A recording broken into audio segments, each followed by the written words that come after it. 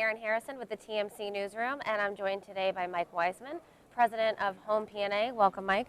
Thanks for having me. Thanks for being here. So, some exciting news. Home P&A announced its 20 millionth chip in the market. So talk to us a little bit about what is driving this demand in the home networking market. Well, we see the movement for people to have IP-enabled content in the house. So there's a growth in IPTV. And the problem is that you want the devices to talk to the gateway. And in order to do that, historically, you had to use Cat5. But most people don't have Cat5 near their TV. Right. So Home P&A is a technology that allows you to use the existing wires in the home to get the information from your gateway to your set-top box. So in IPTV, we've been able to cut the installation cost in half for service providers who are deploying IPTV. So the big growth and the big success of Home P&A to this point has been enabling IPTV. Okay, great. Also, Home P&A is being used as broadband access technology. Tell me about that. Yeah, so this is an emerging part of what we're doing. In fact, we're announcing a new standard within Home P&A around broadband access. Basically what happens is in emerging countries, in the BRIC countries, for example, broadband access is very limited, and it's limited because the phone infrastructure is quite weak.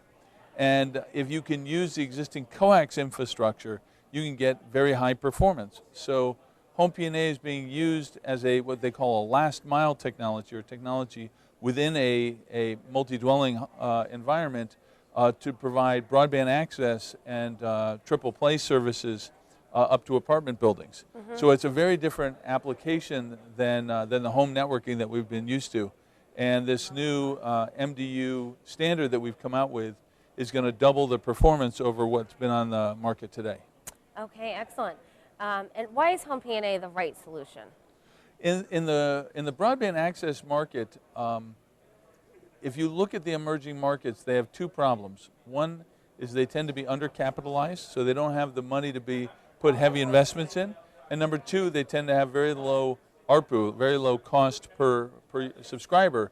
So in those markets, the low-cost vendor wins. And Home P&A turns out to be the lowest cost solution to deliver very big pipes to people's homes, because it's a master endpoint environment where you have one master that serves to multiple endpoints, and the cost of the master in this market with Home P&A is a fraction of the cost of things like DOCSIS. So literally you can kind of pay as you grow. What happens is that you will actually deliver much higher bandwidth, but you can do it building by building. You don't have to build a huge infrastructure and then hope you get subscribers. Mm-hmm. You can get subscribers for a single building, sell them that service, and so you're much more cost efficient than any other approach today. Okay, great. And before we wrap, any trends you want to talk about or predictions for 2011 in home networking? Yeah, I think that you're going to continue to see a consolidation of the industry. Home P&A will eventually be part of the... Okay.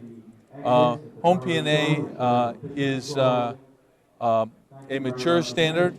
It was done in the ITU. The next generation ITU standard is G.HN, and we're going to provide people a smooth migration from Home P&A into the new G.HN standard.